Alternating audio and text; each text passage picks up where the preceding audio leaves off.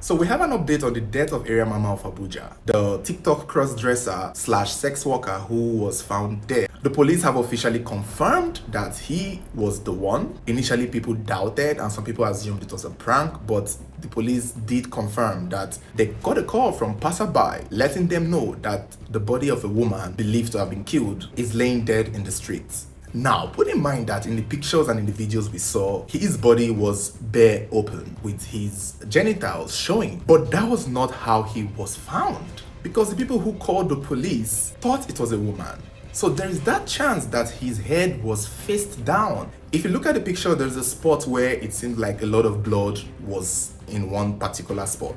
So it is believed that he may have been killed somewhere and dropped there, or he may have been killed somewhere and walked down there to die with his head faced to the ground and his hair showing. And people assuming since the deceased person has hair, it was a woman. So when they called the police, they told the police it was a woman, and the police came and they turned him over, and that was when they figured that, oh, this was a man.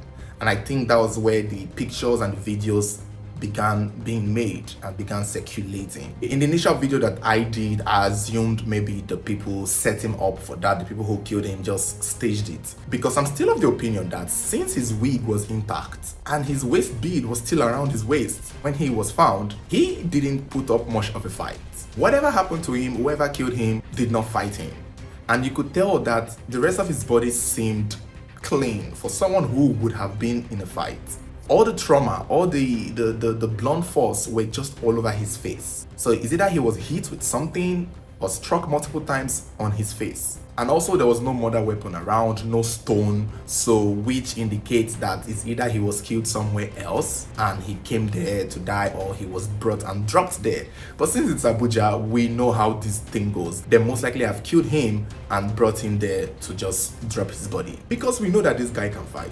People who know area mama of Abuja, people who follow his content, people who have been following him for quite a while now, knows that this is not just a cross-dresser. This is a man with muscles who can fight and hold his own. This is somebody that has posted videos of him into fights, him fighting with people with cutlass, him fighting men with knives. So he has been in the battlefield. And this is what it looks like for him usually. He's always coming home with either a blue eye, a red eye, swollen lips, bruises all over his body. So his followers know what it looks like when he's been in a fight. There is always chaos. However, his body being laid there, people are pointing out the fact that he most likely did not stand a chance with whoever attacked him, because they just went for his head. They just angrily just kept smashing it like a watermelon, and that I think is why he may have been at a disadvantage. Maybe he was tipsy, drugged or something, that he could not fight back, because his clothes is not torn, his wig is intact, the bead is still around his waist, and we know he wasn't robbed because his purse that was thrown by his side still had money around it like we assumed. Now, I got to learn something about him too, because I've always been on the opinion that maybe him being a sex worker is for show on his TikTok. Although there's a possibility he does what he says or what he claims he does, but I've always assumed it was content. But then again, we are learning that he is a businessman. Like, he's a big shot, and he has two big shops in Abuja where he sells makeup kits and makeup accessories. So he is a successful business owner with two big shops that literally can feed him and take good care of him. Which begs the question, why does he still go into the streets to put his life at risk? It's just something I never understand. I can't speak on the life, I'm not trying to judge, I just don't understand. I always assume the roadside sex workers are the beginning ones, the ones who have nothing and are trying to start up something. But then when you've come to a point in your life like him, who has been in the game for a long time and also has a good following on TikTok, and I've seen him do quite some advertisement, and he goes for interviews. So I feel like he has attained a level of success that most content creators have. And I think that is where he also got to afford the big shops that he can afford. So why then is he still in the streets of Abuja doing night crawler job? Is it that it just became a lifestyle that he could not just stop? Because let's be let's be fair, short-time money or overnight money is small compared to what he would be making from his business. So why is he still putting his life in the line?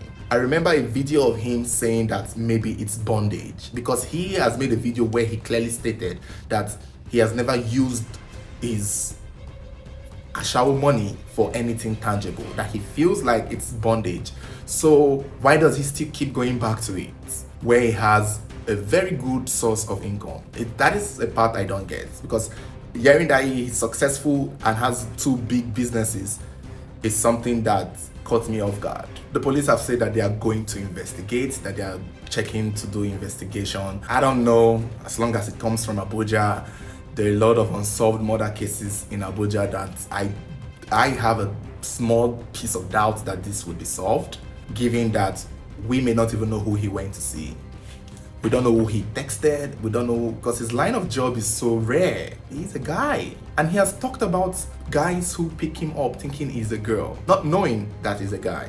So could this be one of those situations where a man picks him up and probably did something with him and finds out later that he's a guy, and then they get really disgusted, and that triggers, that can trigger people to do some of the worst things. And I am assuming that is what I'm assuming that's what happened, because it's not a robbery. If not, there would have been more bruises all over his body. I also want to think it's a setup too.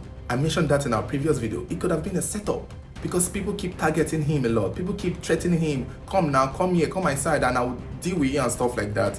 And since it's a street hustle thing, it's easy to get someone like him, pay him money, and he will show up at your place. Could that be what happened to him? We don't know, we can't tell, but we're just hoping that the police are able to come up with answers rather than questions. I'm just frustrated at the fact that he kept putting his life on the line.